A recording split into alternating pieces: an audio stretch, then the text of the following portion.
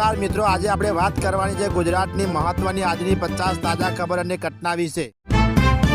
ગુજરાતમાં શુક્રવારથી શરૂ થયેલો વરસાદી રાઉન્ડ હવે પૂર્ણ થવાના આરે છે। હવામાન વિભાગે નવકાશમાં કેટલાક વિસ્તારોમાં છૂટાછવાયા હળવા વરસાદની આગાહી કરી છે। થરાદની મુખ્ય નર્મદા કેનાલ હવે મૃત્યુ પાસ સમાન બની છે। જબડા પુલ પાસે કેનાલમાં જમાઈને બચાવવા જતા શાળા સસરા ડૂબી જતા મોતને ભેટ્યા। અગાઉ પણ કેટલાક લોકો જીવ ગુમાવી ચૂક્યા છે। આણંદ રેલવે સ્ટેશન નજીક ભાલેજ ઓવરબ્રિજ પાસે અમદાવાદથી વડોદરા તરફ જતી માલગાડીના 2 ડબ્બા અચાનક પાટા પરથી ઉતરી ગયા હતા। સુરતના પાંડેસરા વિસ્તારમાં મુખ્યમંત્રી માતૃશક્તિ યોજના હેઠળ સગર્ભા અને ધાત્રી માતાઓને વિતરણ કરવા માટે મોકલાયેલો કઠોળનો જથ્થો એક્સપાયરી ડેટ પૂરી થઈ ગયેલો હોવાનું સામે આવ્યું છે। જામનગર ધારાનગર વિસ્તારમાં એક ચોંકાવનારી ઘટના સામે આવી છે, જ્યાં લગભગ 14 વર્ષીય સગીરા પર દુષ્કર્મ આચરવામાં આવ્યું હોવાનો આરોપ છે। ગુજરાતની જીવાદોરી સમાન સરદાર સરોવર નર્મદા ડેમમાં આખું વર્ષ ચાલે તેટલું પાણી સંગ્રહિત થઈ ગયું છે। ઉપરવાસમાં થયેલા ભારે વરસાદના કારણે ડેમની સપાટી 131.49 મીટર સુધી પહોંચી ગઈ છે। સાબરકાંઠાના ગામડી ગામની સીમમાંથી 10 ફૂટનો અજગર પકડાયો। પ્રાથમિક શાળામાં ઘટ અંગ્રેજી વિષય માટે 9700 જ્ઞાન સહાયકોની ભરતી કરાશે। વડોદરામાં દશામાની આગમન યાત્રામાં યુવાન દાઝી જતા ભાગદોડ। ગાંધીનગરમાં PDEU નજીક 11મા માળેથી વિદ્યાર્થી કૂદીને આપઘાત કર્યો। જામનગર જિલ્લામાં થયેલા ભારે વરસાદને કારણે પીઠેડમાં 6 ઇંચ અને લતીપુરમાં 4 ઇંચ વરસાદ નોંધાયો છે। જામનગર શહેરમાં લાલપુર અને કાલાવાડ જેવા ગ્રામ્ય વિસ્તારોમાં પણ સારા વરસાદની ખેડૂતોમાં ખુશીની લહેર જોવા મળી છે। બનાસકાંઠાના થરાદ નર્મદા કેનાલમાં યુવક યુવતીના હાથ બાંધેલી હાલતમાં મળ્યા મૃતદેહ।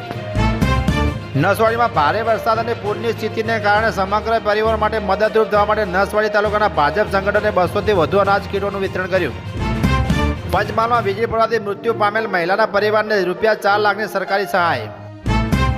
છેલ્લા 3 દિવસના ધોધમાર વરસાદને કારણે છોટાઉદેપુર જિલ્લાના કવાડ તાલુકાના રામી ડેમમાં જળ સંગ્રહમાં 62%થી વધુનો અભૂતપૂર્વ વધારો નોંધાયો છે। પાલનપુર નગરપાલિકા દ્વારા શહેરના અતિ વ્યસ્ત બારડપુર મુખ્ય બજાર વિસ્તારમાં ચોમાસાની ઋતુમાં જ રોડ નવીનીકરણનું કામ હાથ ધરવામાં આવ્યું છે।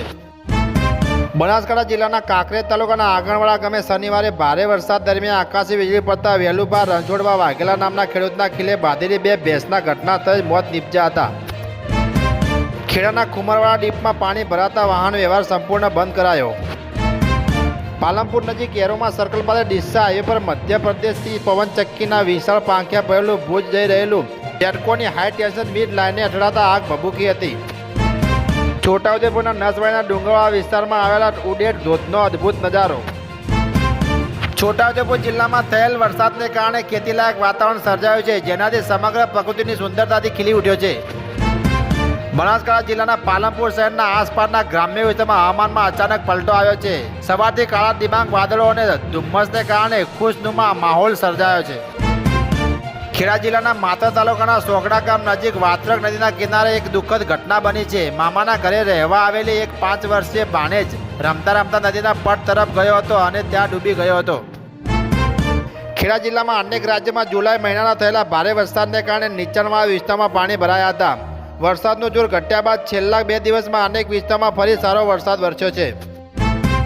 છોટાઉદેપુર જિલ્લામાં ભારે વરસાદના કારણે જેતપુર, પાવી અને નસવાડી તાલુકાની 4 નાની સિંચાઈ યોજનામાં પાણીની સતત આવક થતાં વહીવટતંત્ર અલર્ટ મોડ પર છે। દાહોદમાં 5 પ્રોજેક્ટ સામે આદિવાસી ખેડૂતોનો ઉગ્ર વિરોધ। તાપીના વાકલા નજીક નેશનલ હાઈવે 53 પર બ્રિજ નીચે મોટી ધોવાણ, રોડ હવામાં લટક્યો। ચોમાસામાં ખીલેલી પ્રકૃતિને માણવા જાંબુઘોડા પાવાગઢમાં પ્રવાસીઓનો મેળાવડો। દ્વારકામાં જન્માષ્ટમી પહેલા હાથીગેટ અને રૂક્ષ્મણી મંદિર માર્ગ પર દબાણો પર ફૂલડોઝર ફરી વળ્યું। આણંદના બાગરોલ વિદ્યાનગરની 130થી વધુ સોસાયટીમાં વરસાદી પાણી નહીં ઓસરતા બિલ્ડરો સામે સવાલો। પાટણમાં ચાંદીપુરા વાયરસને વધુ એક ચોંકાવનારો કેસ નોંધાયો છે। શંકારી ગામના મોહનપુરા વિસ્તારમાં 7 વર્ષીય બાળકી આ વાયરસની સંક્રમિત બની છે। તેને ગંભીર લક્ષણો જણાતા ધારપુર હોસ્પિટલ ICUમાં દાખલ કરવામાં આવી છે। સાતલપુર તાલુકામાં 18 ઇંચ વરસાદ બાદ પણ અભિયાસણા ગામમાં વીરપુર ગામઠી વિસ્તારમાં ઢીચણમાં પાણી ભરાયા છે। 15થી વધુ ઘરોમાં પાણી હોવાની 40 પરિવારોનું જનજીવન અસ્તવ્યસ્ત બન્યું છે। ઈડરના ઉમેશગઢ ગામે વાઘા વિસ્તારમાં પાણીમાં ફસાયેલા પુરુષને ફાયર વિભાગે બચાવ્યો। ખેડબ્રહ્મા આસારા રેલવે ટ્રેક પર ઈડર તાલુકાના મોહનપુરા ગામ નજીક રવિવારે સવારે ટ્રેનનો અવાજ ન સંભળાતા એક યુવકને ટ્રેનની અડફેટે આવી જતા તેનું ઘટના સ્થળે મોત નીપજ્યું હતું। ડાંગ જિલ્લામાં વરસાદ ધીમો પડતા પ્રવાસન સ્થળોએ પ્રવાસીઓની ભારે ભીડ જામી. સુરત જિલ્લામાં ખાસ કરીને બારડોલી, પલસાણા, માંડવી, મહુવા, કામરેજ અને વાલોડ તાલુકામાં જુલાઈમાં થયેલા ભારે વરસાદને કારણે ડાંગરની રોપની પ્રથમ તબક્કા બાદ હવે બીજી તબક્કાની કામગીરી શરૂ થઈ ગઈ છે. સુરતમાં કીમ નદીના કારણે બોલાવ ગામમાં 20થી વધુ ઘરોમાં 2 દિવસથી પૂરની સ્થિતિ. વાવથી ખીમાણાબાસ, બુકણા અને અસારાને જોડતા નવા રોડ પર બુકણા 3 રસ્તા નજીક ચાલુ વરસાદમાં નાળા નાખવાની કામગીરી શરૂ થતાં વાહન ચાલકોને રાહદારીઓને ભારે મુશ્કેલી પડી રહી છે. સુરત જિલ્લામાં ભારે વરસાદને કારણે વડોલી અને ઉમરાજી ગામમાં પૂરની સ્થિતિ સર્જાઈ છે. સ્થાનિક વહીવટી તંત્ર અને એનડીઆરએફની ટીમો દ્વારા યુદ્ધના ધોરણે રાહત બચાવની કામગીરી ચાલી રહી છે. આસામના પૂર પીડિતો માટે નીતા અંબાણીને મુખ્યમંત્રી રાહત કોષમાં 21 કરોડ આપવાની જાહેરાત. વડોદરાના ડભોઈ તાલુકામાં થયેલા અતિવૃષ્ટિના કારણે ઢાઢર નદીમાં આવેલા પૂરથી લગભગ 10 ગામમાં વ્યાપક નુકસાન થયું છે.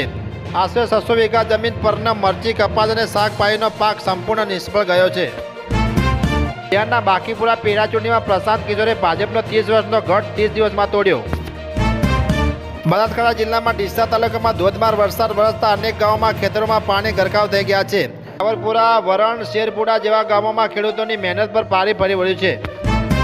પાટણ શહેરમાં ધોધમાર વરસાદને કારણે અનેક નીચાણવાળા વિસ્તારોમાં પાણી ભરાયા છે. રસ્તા પર પાણી ફરી વળતા વાહન વ્યવહાર પ્રભાવિત થયો છે અને સ્થાનિકોને ભારે મુશ્કેલીનો સામનો કરવો પડી રહ્યો છે.